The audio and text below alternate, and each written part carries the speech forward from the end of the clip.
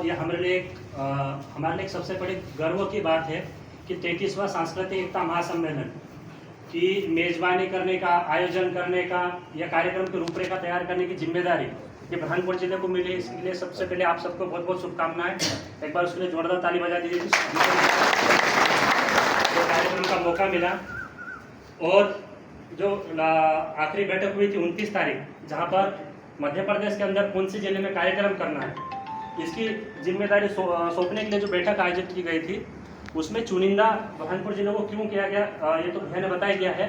फिर भी अगर हम लोग बात करें कि बुरहानपुर जिला ही क्यों, तो उसमें 3-4 हम लोगों ने एक जो हमारा पक्ष रखा था कि हमारे जिले में क्यों होना चाहिए।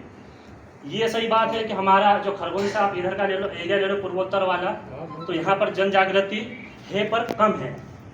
यहाँ नए नए कार्यकर्ता खड़े हो रहे हैं, परंतु जो विस्थापन कहीं ना कहीं जो तैयारी चल रही प्रक्रिया, हमने सबसे पहली मांग रखी कि भाई एक जो बुरहानपुर जिला जो है वहाँ से लेकर आपके सेंधवा तक का यावल सेंचुरी आ गई है, इधर धारणी तक का हमारा मेलघाट टाइगर आ गया है, और बीच वाला जो एरिया आ गया है ये आ गया है महात्मा गांधी अभ्यारण्य के नाम से। तो साथियों, आगे आप लोग देखिए कि भाई ये जो विस्थापन या अतिक्रमण हटाने की जो तैयारी है, ये तैयारी सिर्फ नवाड़ को लेकर ही क्यों है। भाई नवाड़ आज से हम लोग नहीं करते आ रहे, भाई पीढ़ी हमारी गुजर गई है, 40 साल 50 साल से लोग एक स्थान पे काबिज है। तो अगर हम लोग अभी देखें तो भाई ये पूरी की पूरी जो तैयारी है, ये आदिवासियों को भगा करके और जंगली जानवरों को वहाँ पर लाने की और बसाने की, और आदिवासियों की जो खाली पड़ी जमीन है जो मुफ्त में मिल जा रही है वो पूंजीपतियों को देने की और ठेकेदारों को देने की तैयारी है। और तैयारी कहाँ से कर रहे हैं? सिर्फ नवाड़ वालों से।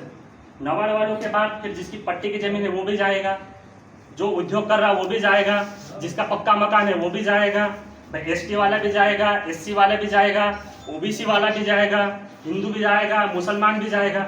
जाएगा तो सब ना, रहने के लिए सबको जमीन चाहिए। अब हमारी जो मांग है वो केवल यही नहीं, हमको लड़ाई भी कैसे लड़ना, अभी हम लोग केवल टुकड़ों टुकड़ों में बच्चे लड़ रहे हैं। भाई नवाड़ वाला अलग संगठन बना के लड़ाई लड़ रहा है, जयेश वाला अलग संगठन बना के लड़ाई लड़ रहा है, भाई कोई एक आजनारा वो अलग संगठन बना के लड़ाई लड़ रहा है। ये लड़ाई हमको बीजेपी, कांग्रेस, जयस, एकता परिषद सबसे ऊपर उठ के लड़ाई और आदिवासियों को बचाने के लिए लड़ाई के लिए हमको ये संगठन और ये कार्यक्रम हम लोगों ने यहाँ पे मांग करी है। और वास्तव में अगर आप गंभीरता से सोचो तो पार्टी वार्टी ये सब बात की बात है। फिलहाल में अगर 4 साल 5 साल बाद आपके पास ये मुद्दा आ जाएगा कि आपको रहना कैसे, आपको जिंदा कैसे रहना, आपको बचना कैसे है, ये वाली स्थिति अपने पास आने वाली है। तो इन सब चिंताओं को देख करके अपने कार्यक्रम में अपन बुरहानपुर में करा है। अब बहुत से साथियों को नहीं पता है बुरहानपुर जिले के कि भाई कार्यक्रम कैसा होता है, तो मैं मोटा मोटा बता दूं। 3 दिन का कार्यक्रम रहता है, 13, 14 और 15 जनवरी। और 3 दिन के कार्यक्रम में मध्य प्रदेश नहीं पूरे भारत के और विदेश के भी कुछ जो सामाजिक जनप्रतिनिधि है वो आते हैं, और आदिवासी कैसे रहते हैं, क्या खाना खाते हैं, अलग अलग क्षेत्र में आदिवासियों की आजीविका कैसी है, उनका रोजगार कैसा है, उनकी बोली भाषा। भाई अलग अलग क्षेत्र में हम लोग अगर भील विलाना बारेला है तो हम लोग क्या कहेंगे, हम ही लोग आदिवासी।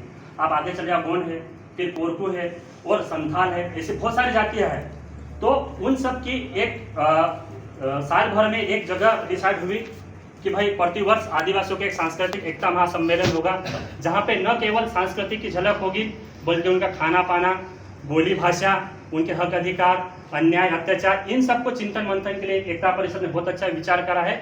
उन सबको लेकर के अपने को बुरहानपुर में कार्यक्रम आयोजित हो रहा है।